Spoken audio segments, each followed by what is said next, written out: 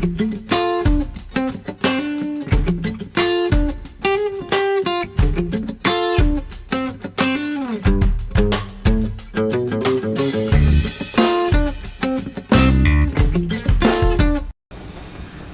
tarde.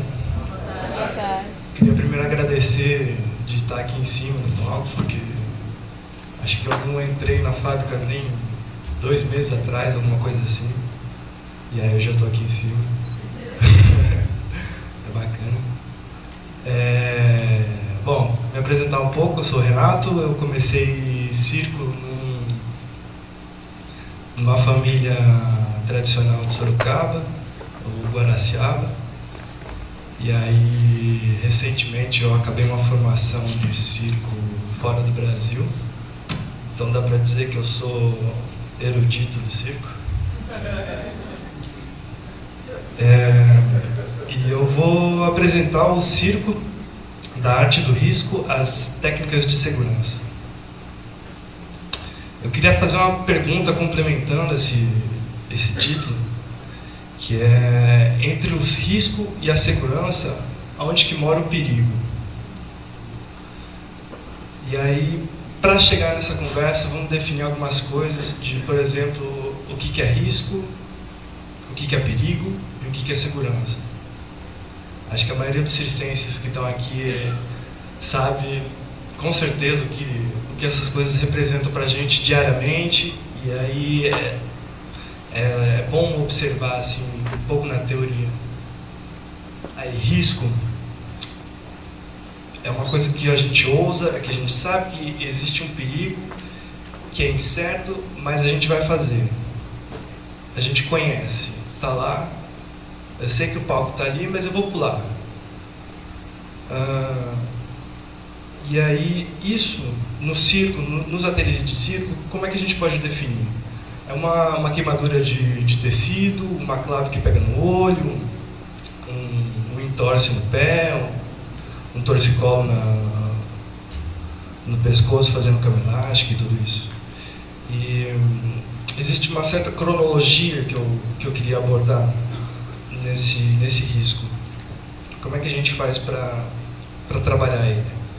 Primeiro a gente começa detectando o que é um risco, para a gente evitar o que é um risco, prevenir, limitar as consequências e socorrer. Todo esse tipo de coisa a gente vai trabalhar diariamente no circo, né? Então, se alguém pula aqui e cai, machuca, quem que vai socorrer, quais são as pessoas que vão ficar com essa pessoa quando ela vai ser socorrida, e o que a gente tem que fazer. Mostraram agora um vídeo lá fora de alguém caindo de uma altura grande, assim, e aí o cara pega a guria e sai balançando, assim, como se não fosse nada. Será que todo mundo tem noção do que é o risco dentro do circo, né? Aí a gente passa para o perigo, que está sempre em evidência no circo, né? A gente sempre vê assim, a coisa da altura, o perigo emocional de errar alguma coisa em público. Então, para falar sobre o perigo, eu queria falar um pouco sobre a insegurança. O que é essa insegurança? Esse medo de chegar e executar um ato, de como isso é perigoso no circo, assim. De um aluno que está incerto do movimento, e aí ele, na hora de fazer, empaca, cai, se machuca. É uma coisa muito diária nossa, assim, e que isso vai construindo no dia a dia desse aprendiz uma certa insegurança. Então, finalmente, segurança. Como é que a gente chega para ter segurança num ateliê de circo, num aprendizado desse? E aí eu pergunto, segurança de quem, né? Primeiro, segurança do aprendiz. Segundo, segurança do educador. E terceiro, segurança do local que a gente está. O local que a gente está é seguro? O aprendiz está seguro de fazer uma coisa? O educador está seguro de dar aula? ele está sofrendo alguma pressão. A mesma coisa com os aparelhos, o aparelho está com um nó que vai prejudicar na utilização desse aparelho. Então eu acho que assim, a palavra segurança ela vai muito além da objetividade do circo, assim, né, de a gente cair de uma altura grande, mas ela vem também com uma subjetividade muito grande de estar seguro de si. E aí, como é que a gente fica seguro de si? Como é que a gente passa isso para um aprendiz?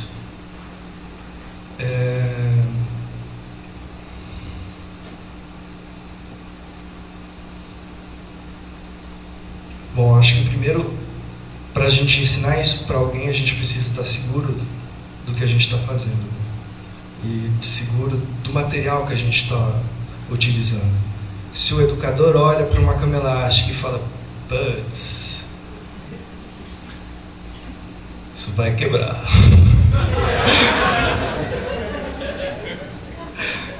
Aí o educador fala, vai lá, vai, faz o mortal. E aí ele faz o mortal e a mola quebra.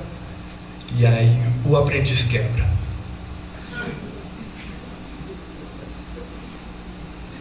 Problema isso daí. Então, a segurança ela vem por vários lados, assim. E eu acho que a chave principal dela é a consciência desse perigo, né? A gente está consciente de que circo é uma coisa perigosa, mas que esse perigo ele ensina muito na construção do aprendiz, assim. A gente vê bastante essa molecada já vindo insegura da rua, de uma forma que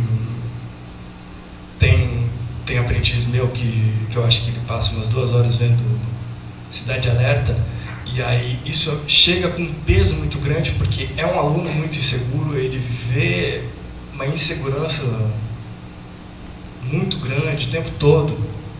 Como é que a gente consegue se aproximar nele e trazer que aquele lugar que ele está ali, aquele grupo que ele está e aquele professor que está, vai abraçar ele de uma forma coerente. Então a gente, na praticidade, a gente trabalha muito isso, assim, exercícios que eu acho que inauguram a vida de um circense, assim, que é realmente se pôr em perigo na mão dos outros e ser salvo por essas outras pessoas. Eu acho que a maioria dos circenses aqui já fez, de ficar num lugar alto e cair duro, que nem uma tábua, assim, e aí quem está embaixo pega essa pessoa. Acho que gente de várias áreas artísticas já fizeram esse exercício. Qual é a importância desse exercício? O grupo está recebendo essa pessoa que está caindo deliberadamente, confiando nessas pessoas. A gente sempre pega no pé, assim, sempre tem alguém que sai para trás e que fala, pô, o cara está caindo, é pesado, esse daí eu não pego não. E aí, como isso reflete na nossa vida, como isso reflete na vida deles, como isso reflete na nossa instituição. Às vezes a gente está batalhando por uma coisa muito bacana, e aí alguém dá um passo para trás, e aí você fala, putz, caí no chão, me quebrei.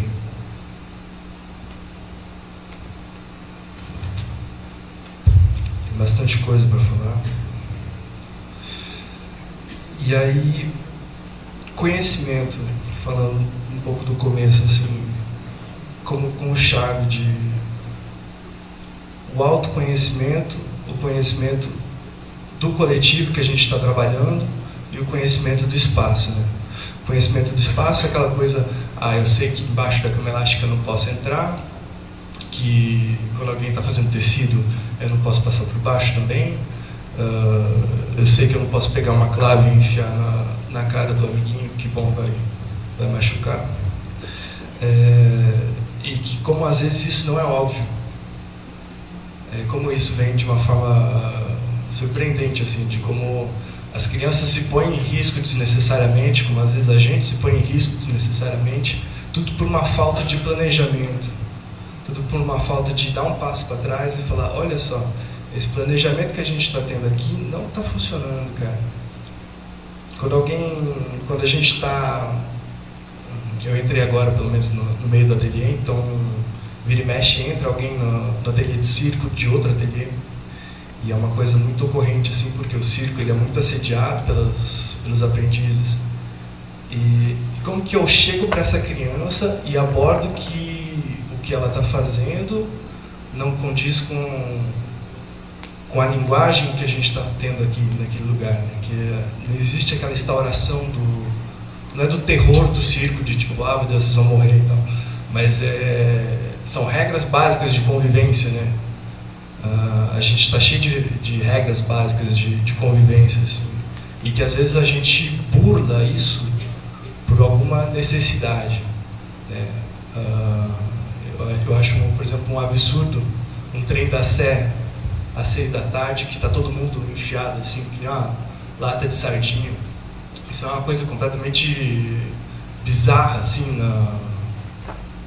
no cotidiano de uma pessoa, né? E que aí eu entro num ateliê e eu me deparo com isso de estar com 35 alunos dentro de um espaço. Daí você fala, caraca, velho, estamos com a sardinha aqui também. E é uma coisa interessante, porque eu acho que é tudo uma questão de planejamento mesmo, assim, como é que a gente pode abordar um planejamento melhor para a segurança, né? A galera de manutenção, assim, eu tive bastante contato com eles, não aqui da fábrica, óbvio, mas na minha vida de circo, assim, é uma galera que sempre que você for pegar o trabalho deles, é uma lista enorme, assim, de coisas a se fazer, né? Então a gente vai passando organizadamente, assim, essa lista, e é muito interessante de ver como cada detalhe é importante, como cada erro pode dar um segundo erro e pode se multiplicar num terceiro erro, né? Um exemplo básico que a gente pode dar de segurança, por exemplo, quando alguém se machuca no circo, a gente nunca pode estar sozinho. Sempre que a gente for treinado no circo, a gente nunca está sozinho. Uma tendência de ter pelo menos mais 2 pessoas comigo. Por que isso? Porque se eu me machuco, alguém tem que ficar comigo e alguém tem que ir buscar socorro. E aí isso entra numa linha do Johnny da semana passada, de como a gente tem que estar atento com a monitoria, porque se um educador de circo está se ocupando de quem se machucou, o outro vai buscar, são mais 24 crianças fazendo alguma coisa. Quem cuida de criança aqui sabe o que eles estão fazendo.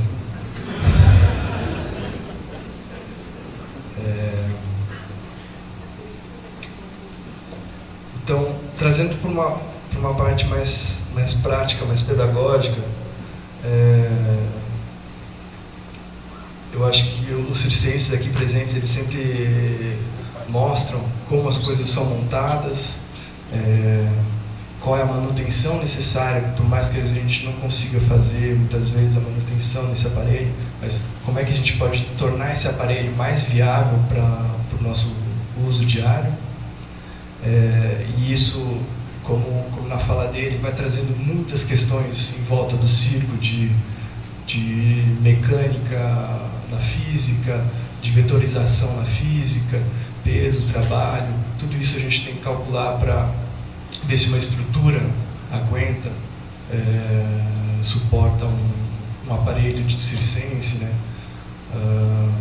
Da mesma forma que a gente trabalha muito a nutrição no circo, assim, como nossas crianças elas estão comendo, como o lanche interfere, né, diretamente assim, na nossa aula, porque a gente tem uma atividade física muito concreta, assim.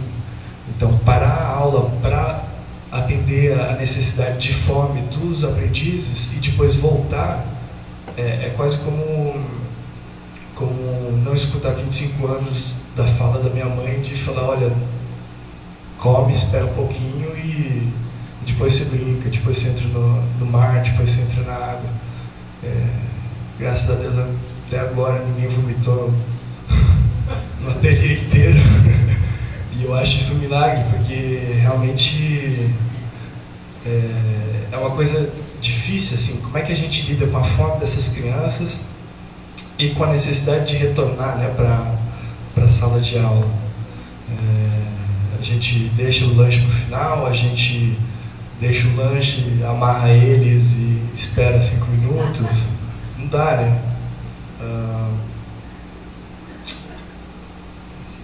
Tá ok. E eu queria passar um vídeo, então, que, diferente de vídeo de tragédia, eu acho que é um vídeo que traz muita consciência do circo, assim, que a gente está em perigo, a gente está em risco, mas existe todo o trabalho de consciência, de conhecimento, autoconhecimento, que leva ao trabalho que a gente faz. É uma dupla belga de trapézio, mas eles fazem uma apresentação um pouco diferente no começo. Acho que precisa aumentar um pouco o som.